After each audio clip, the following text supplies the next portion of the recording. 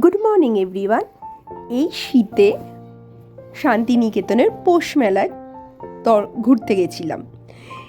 এ এক অসাধারণ অভিজ্ঞতা।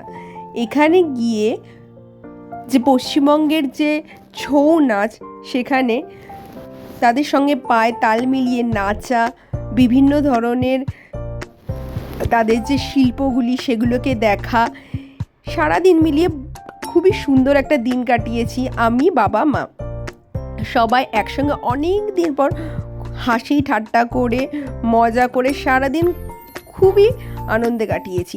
শান্তিনিকেতনে যে রবীন্দ্রনাথ ঠাকুরের বিশ্বভারতী, সব কিছু ঘুরে ফিরে দেখে, ভালো ভালো খাবার খেয়ে বিকেলবেলা মজা করে নদীর পাড়ে বসেছিলাম। তারপরে সন্ধ্যা নামতেই আমরা বাড়ি ফিরে এলাম।